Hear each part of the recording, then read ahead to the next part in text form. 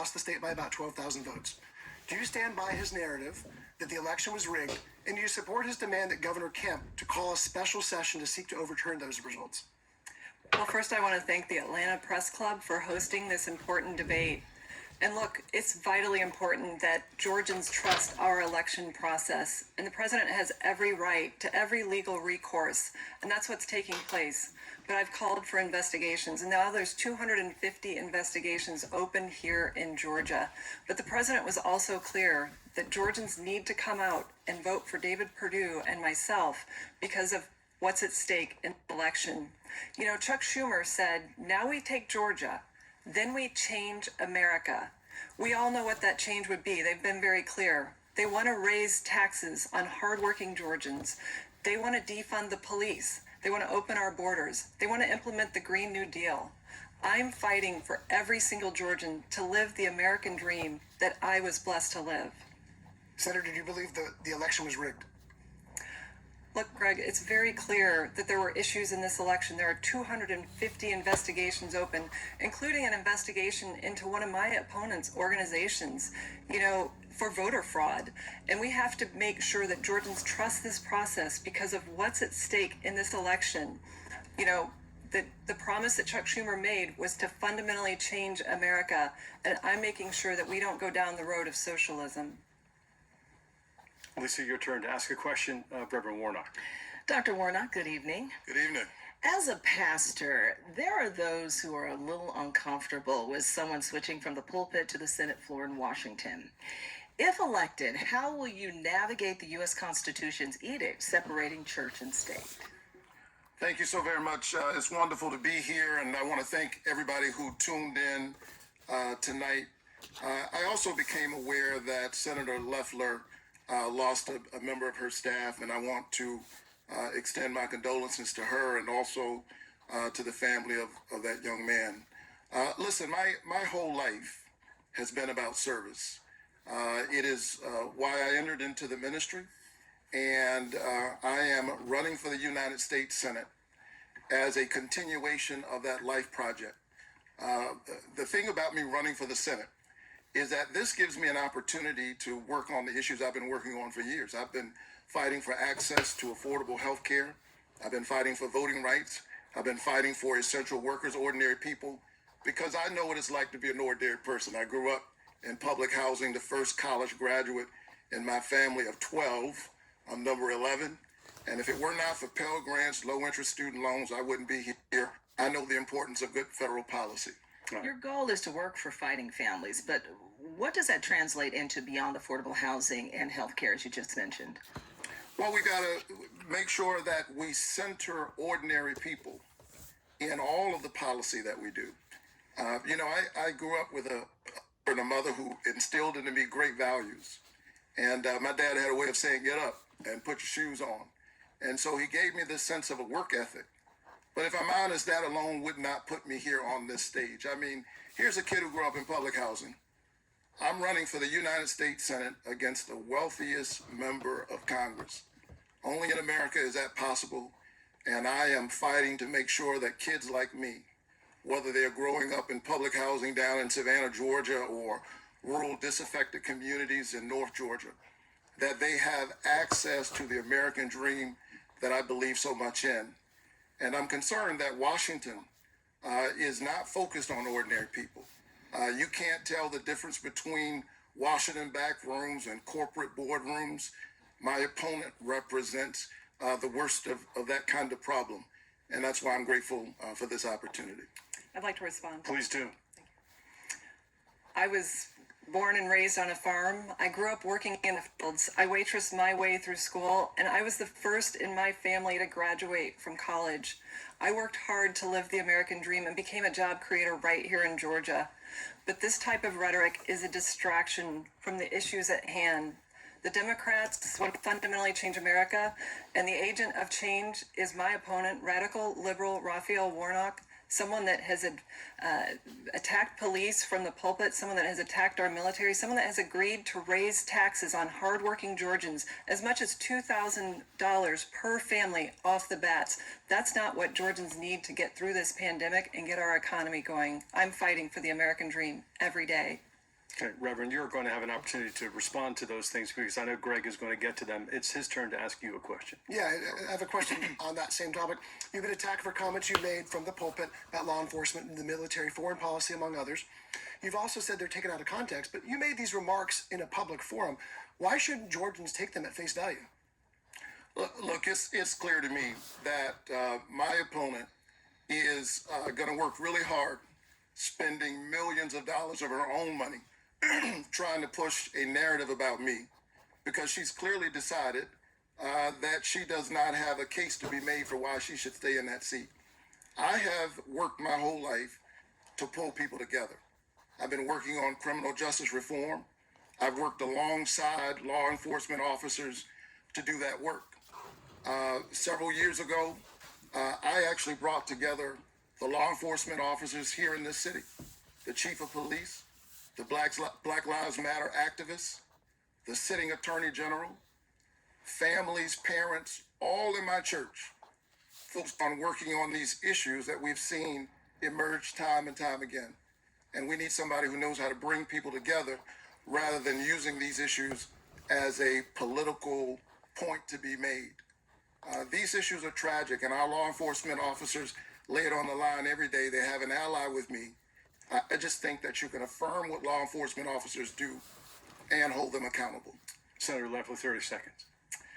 You know, my opponent, radical liberal Raphael Warnock, has called police officers gangsters, thugs, bullies, and a threat to our children. When I gave him the chance to apologize in our first debate, he declined. He's also said that you can't serve God and the military. He's used the Bible to justify these types of attacks and make other divisive statements. What we need is someone who can bring together, that can help us get through this pandemic and rebuild our economy across this country and right here in Georgia. That's what I'm fighting to do.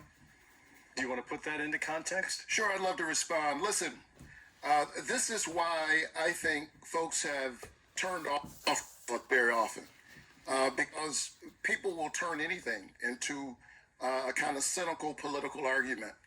I was preaching that day from a very familiar Matthew text that says you can't serve God and mammon. It was a sermon about a moral foundation for everything that we do, and that when you have everything in order, that actually makes you a better soldier. It also makes you a better senator.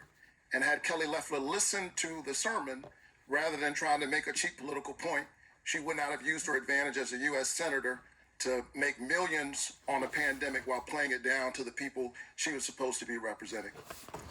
Lisa, I can respond. oh, go ahead, please.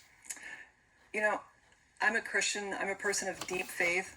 I don't need a lecture from someone who has used the Bible to not only justify attacking our military. That's not in Matthew 6:24. It doesn't say you can't serve the military and God. But he's also used the Bible to justify abortion. I cannot stand by and let Georgians not know who my opponent is, how radical his views are, and how he would fundamentally change our country. He's out of step with Georgia's values. All right.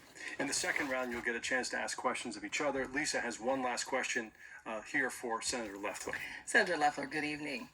State election official Gabriel Sterling proclaimed this has to stop. He was referring to threats against election workers, Governor Kemp, and the Secretary of State who received death threats. Sterling warned that false claims of widespread election fraud could lead to violence. He said somebody's going to get killed. At his urging, you responded by denouncing the violence, but some didn't think that was enough. So tell us tonight, what is your message to those who would threaten officials, and have you made an effort to help lower the temperature on the behalf of the Republican Party? Well, absolutely. As someone who has been the subject of threats of violence, I absolutely denounce it. But you know, here's what's at stake. The future of our country hangs on this state having free, fair, trusted elections. We have built an organization within our campaign to make sure that Georgians trust this process. And President Trump has encouraged Georgians to get out and vote because the future of the country is at stake on January 5th.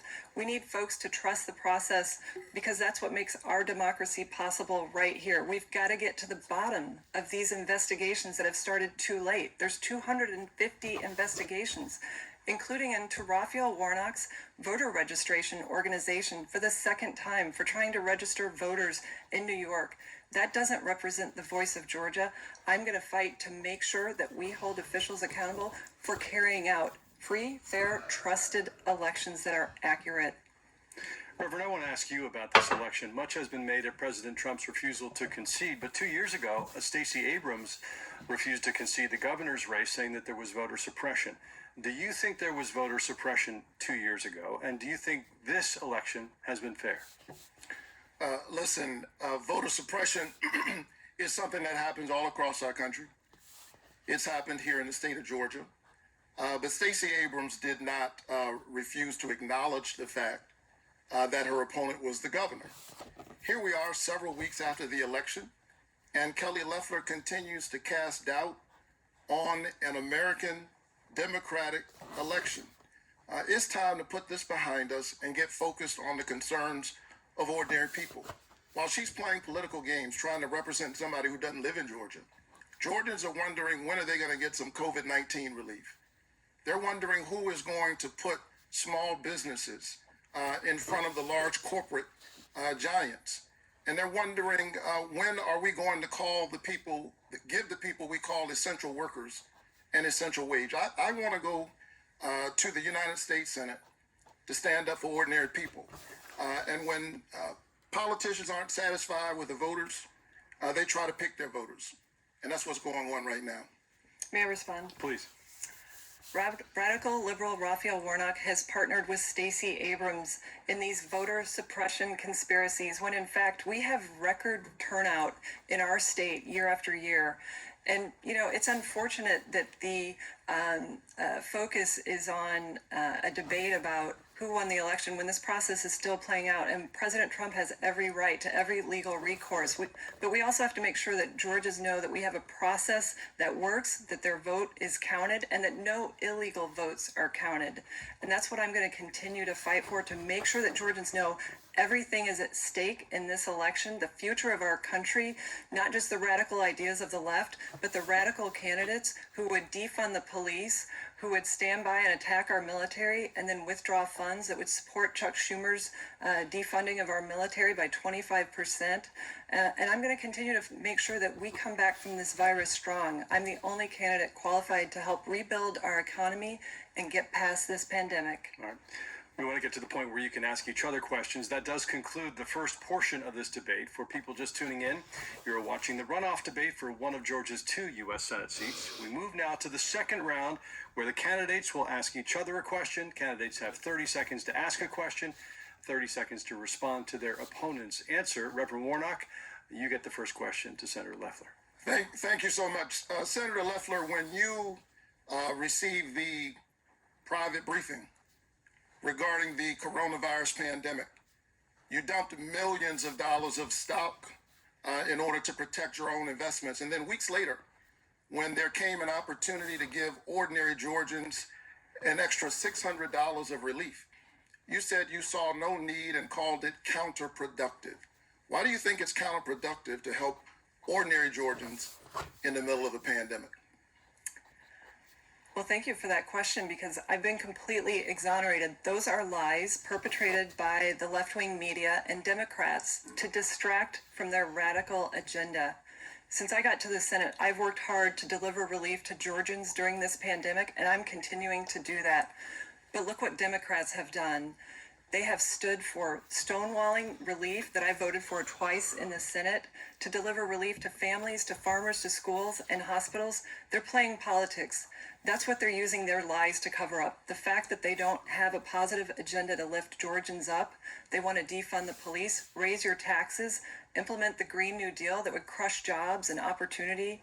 And what I'm working on is making sure that we can get the economy going again, that we can drive forward after this pandemic. And I've been working side by side for my colleagues to make sure that we get that done, and we have delivered results. $47 billion that I brought here to Georgia saved 1.5 million jobs at small businesses.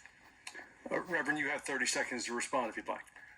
Listen, I do not want to defund the police, and Kelly Loeffler knows it. But she keeps saying this because she wants to distract from her own record. The truth of the matter is, Were it left up to her, Georgians would not have received the $600 of expanded unemployment insurance. And they haven't seen any relief in months. And she hasn't done anything. She's done nothing to provide relief for ordinary people, the folks I'm seeing all across this state who are in pain in the middle of this pandemic. Senator Loeffler, it's your turn to ask a question of Reverend Warnock.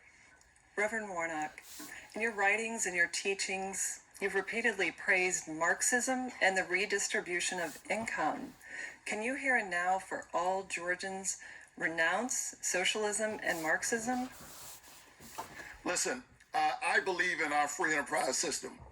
And my dad was a small business owner. And during the Great Recession, you know what I was doing? I was leading my church to build a community center where, among other things, we had a financial literacy center that taught people how to repair their credit, create a 700 credit score community, how to create a business, how to buy a home, how to participate in our free enterprise system. Kelly Loeffler, on the other hand, was teaching the big banks how to hide their investments offshore in the Cayman Islands. This is how she spent her career before she went to the Senate. This is what she's been focused on now that she's in the Senate. She was only there 3 weeks. I'm not sure she was fully unpacked when she started dumping millions of dollars of stock trying to protect herself. And she purchased that seat. It's done well for her to quit. The issue is that the people who sold it to her don't own it.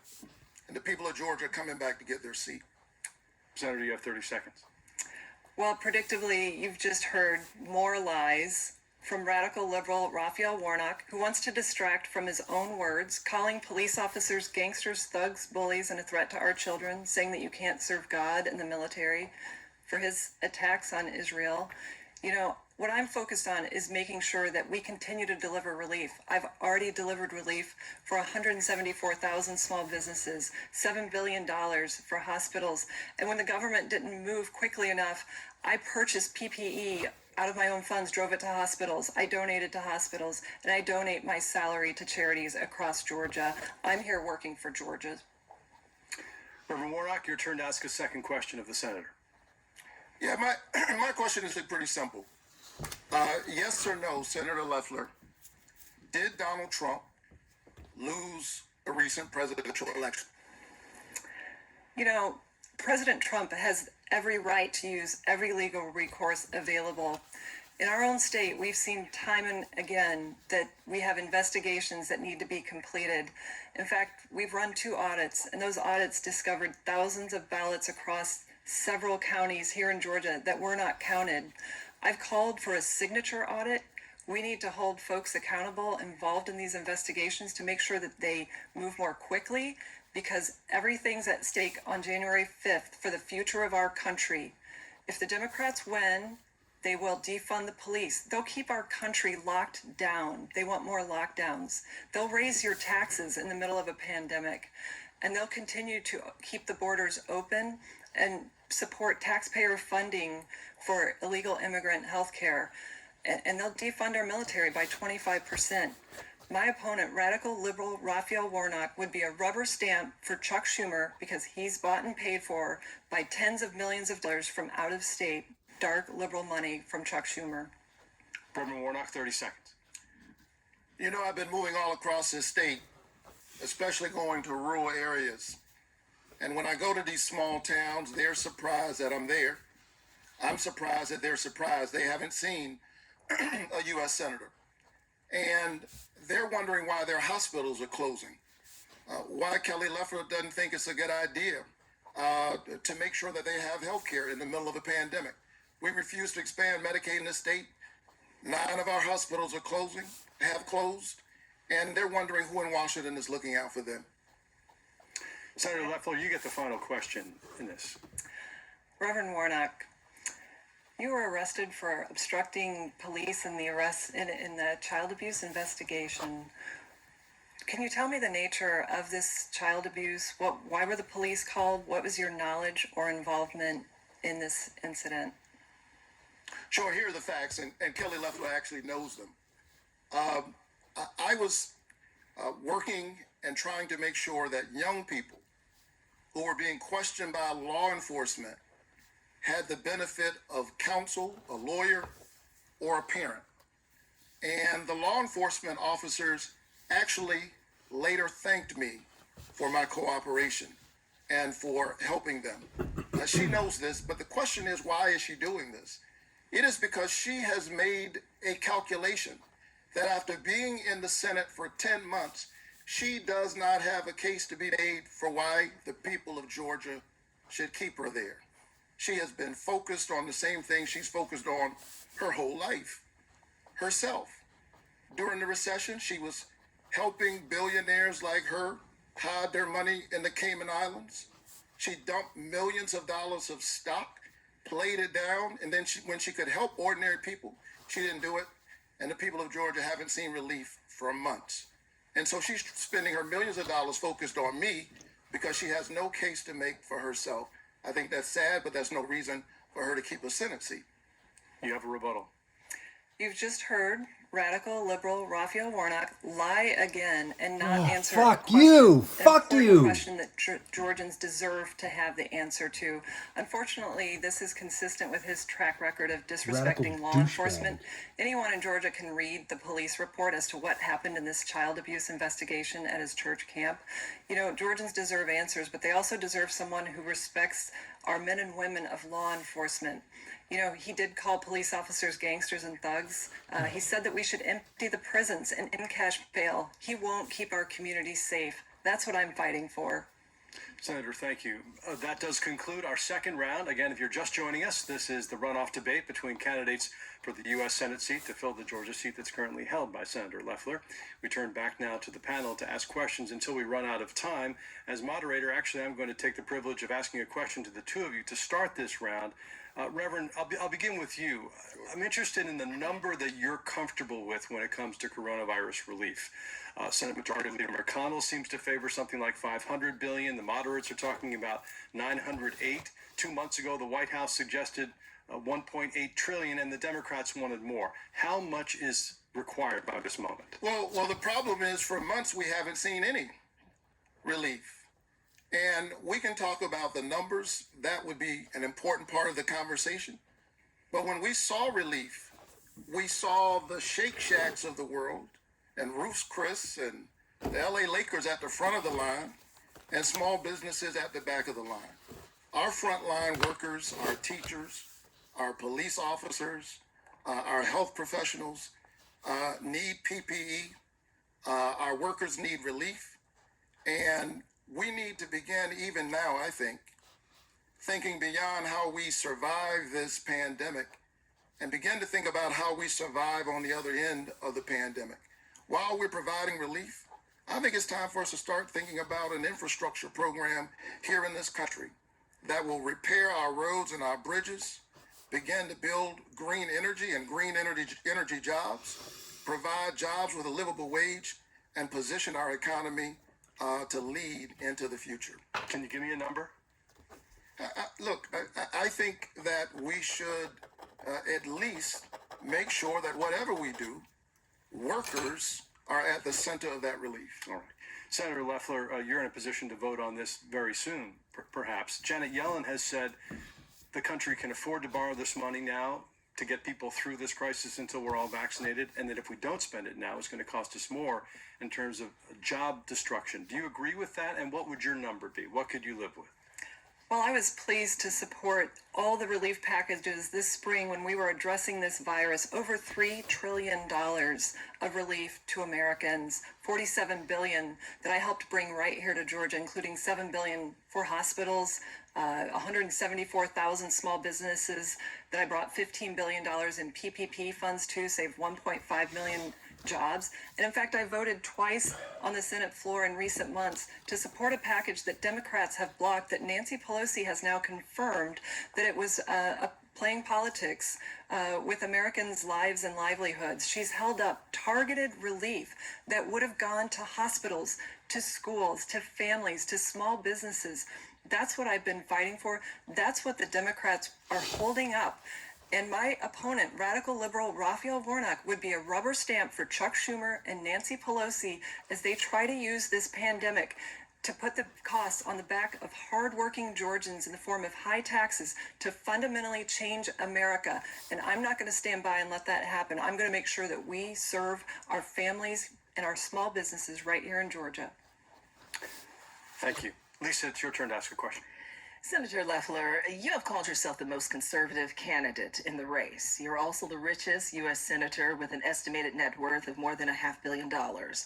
How will you use your wealth and your privilege to improve the life of the average Georgian, the one who makes minimum wage, and more specifically, minorities who feel you have not made an attempt to meet them where they are? Well, first of all, I have been blessed to live the American dream, and that's what I'm fighting for every single day in Washington, because I was born and raised on a farm. I grew up working in the fields. I started filling out a time card when I was 11. I waitressed my way through high school and college, and I was the first in my family to graduate from college. I know what it means to live paycheck to paycheck. I've done it. And I also know I'm blessed to live the American dream, and that's why I'm fighting to protect it. That's why conservative values matter, to uphold the Constitution. Our freedoms are under attack in this country. The religious freedom, the right to life, the Second Amendment. And that's what helps create opportunity for all Georgians to live freely. But my opponent, radical liberal Raphael Warnock, is a socialist. He supports policies that would grow our government, bankrupt hardworking families with high taxes. The Green New Deal on every Georgian family would be $75,000, and taxes would go up $2,000 per family. That's why I'm focused on helping every single Georgian succeed. Have you reached out to minority communities to hear their issues and what they're thinking and what they're feeling? Absolutely. I have built my career based on bringing folks together to lift everyone up. That's what I've done from day one. In fact, I just introduced my prosperity plan that would bring much needed capital, access to capital to small businesses and minority communities, because our country has failed in that area. That's one way we can help. We can also make sure that we protect school choice. The Democrats would overturn school choice, trapping children, their destiny for education within their zip code. I'm fighting to make sure that we fund school choice and support kids to live their dream, to have that education. But I'm also making sure we keep taxes low. The taxes, the Jobs Act that Raphael Warnock would overturn would raise taxes on single moms making $39,000 with 2 kids. Their taxes would go up 20%. That's not a way to help hardworking families here in Georgia succeed. Greg Bluestein, your turn to ask a question. Yeah, and this next question is for both candidates. We'll start with Reverend. Do you plan to accept a coronavirus vaccine when public health experts declare it to be safe? And if so, how do you plan to persuade the public to take it? Absolutely. When our health professionals tell us that we have a vaccine that works and is effective and safe, I will take it. I will encourage the folks who listen to me, people who are in my church and in the community, to take it. But also I will try to work hard as a senator to make sure that communities that are so often marginalized don't find themselves at the back of the line again, that they have access to the vaccine. So often they find themselves at the back of the line. And I've spent my life standing up, fighting for ordinary people. Kelly Loeffler is trying to misrepresent me because she knows that she has spent the first 10 months, all 10 months of her tenure, thinking about herself. She's the unelected senator of Georgia. She was appointed. The people of Georgia have been disappointed. And they're looking for somebody who will stand up for ordinary people. I've spent my life doing that as a citizen, and I'll do it as a U.S. senator. You have 30 seconds to respond to that before Greg asks this question of you. You know, I have spent every single day working for Georgians. I'm 100% about Georgia. That was my calling to public service. I was blessed to live the American dream, and I want Georgians to live theirs. I was a job creator right here in Georgia. I'm the only person in this race that knows how to help Georgians. I've created jobs. He's never created a job in his life, but yet he's advocated for high taxes that would crush small businesses and families seeking that opportunity. He would take away school choice for kids who want to have that leg up, and he would play politics just as Nancy Pelosi and Chuck Schumer have done, holding up relief for political reasons, and I think that's completely wrong. Greg? Yeah, a reminder of the question: do you plan to accept the coronavirus vaccine if public health experts say it's safe? And if so, how do you intend to persuade the public to take it? Absolutely. I was with Vice President Pence on Friday at the CDC. I could not be more proud of what we've done this year to deliver relief, but also get cures, vaccines and therapies that are effective. And so I'm going to encourage my fellow Georgians to stay safe, to get that vaccine. And we have a great plan to prioritize those communities who need it most, and we will make sure that that's carried out. But my opponent will continue to play politics with the pandemic, telling lies and trying to achieve political objectives that would try to radically change our country at a moment of a pandemic. I'm going to continue to fight for every single Georgian to have the freedoms and the opportunities that they deserve and not be crushed by big government that would have government mandated health care, that would provide free health care for illegal immigrants, that would raise their taxes to pay for government health care, and that would bankrupt Medicare. I'm making sure that Georgians have the resources they need while we keep our taxes and our government low and small. Lisa, it's your turn to ask a question. Dr. Warnock, Katina Strabalakis is an Atlanta business owner who had to close her doors because she was unable to pay thousands in back rent due to the pandemic. President-elect Joe Biden considers it a top priority to get a generous stimulus package through Congress, and you have said you support that.